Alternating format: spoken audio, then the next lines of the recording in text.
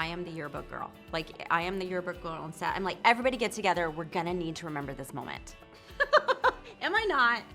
But I take a lot of pictures and video. You do, but you're also like an love it. extraordinary gift giver. Like, Aw, thank you. She gave me something that was like a wrap gift that was like, I was like, man, it's so thoughtful. That. It's so connected. It's so, you like see the person in the gift. And that's, I think it's a function of this. Thank you, that's so sweet.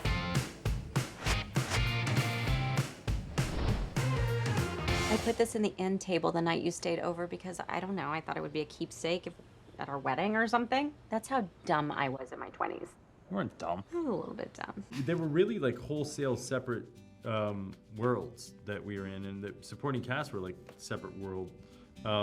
And everybody was just so good. And Steve Zahn brought his guitar and started singing songs that were so well, funny. It was just like improvised like all of his thing. It was sort of like in Something About Mary, you know, that group that like is like in the trees. The guy. Singing.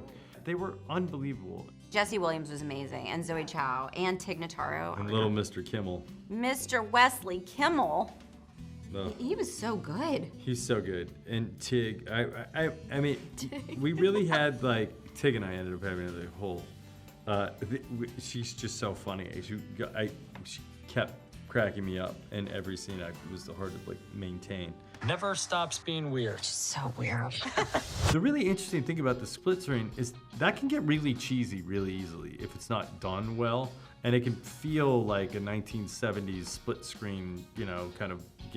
And the way it was done was really cool and felt like natural and comfortable and artistic and I thought was.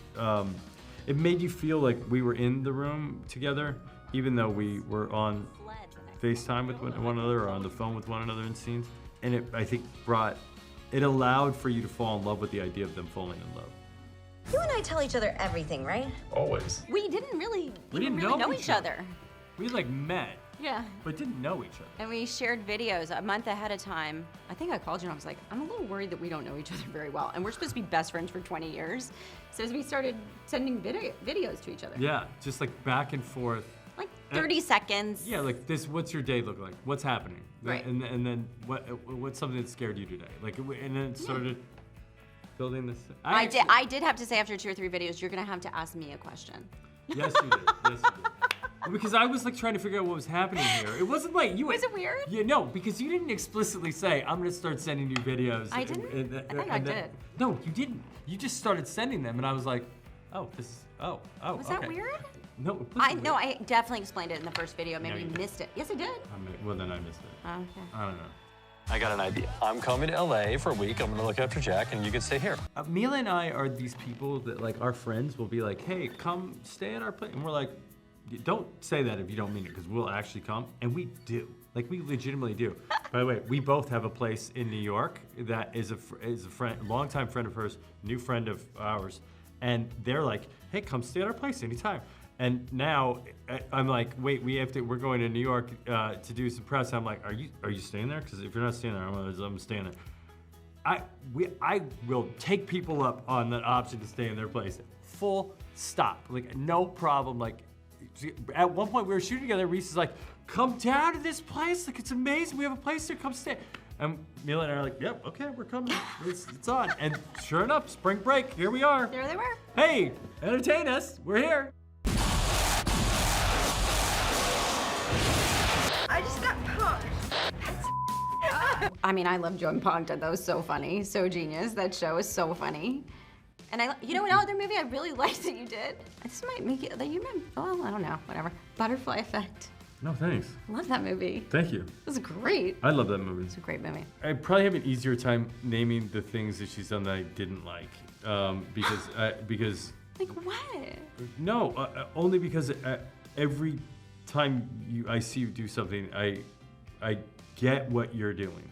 Oh. Whether I think that the whole thing is extraordinary or not, I always think you are. Oh, thanks. So it'd be much easier to name the things that I've done. But I will say that the Johnny Cash film, Walk the Line, thought was extraordinary and love that. Legally Blonde, I think is it's like full stop masterpiece. Has your daughter seen that? No, she's not seen it. Okay. My kids are scared of watching movies. They're scared to watch movies. They are scared to watch movies. They don't like watching movies. Yesterday I got them to watch Star Wars. Mila and I have been working for months on end to get them to watch a movie, and we got through Star Wars. That's amazing. And we were like, oh my God, it happened. We get to watch movies again. It's an accomplishment. Can we stay on message? Do you always answer a question with a question? Do you always answer a question to a question with a question? There's a lot of really great lines in this movie. Aline really brought it with like these absolute observation of human behavior. I'm a big fan of Becky Kennedy. Oh, I love. Do you know who she is? Dr. Becky. Dr. Becky Kennedy. Follow wrote her on this book. Instagram, Dr. Becky. Good Inside. There's a book called Good Inside. I'm just a huge fan of her approach to parenting, which is it's not your job to raise happy kids. It's your job to raise resilient kids that can find happiness. And that's kind of the overall thing. Do you prepare the child for the road or the road for the child? There it is, right? It's the blessing of a skin name, right? I mean, we're just gonna keep saying parenting things. We're bathing our children. That's like the 4th time this week. 4 times this week. It's too much. It's great. Their body oils are gonna be destroyed. I imagine my kids are gonna have full score relationships with people that are mostly text, to some degree for a while, and I'm like, just call me.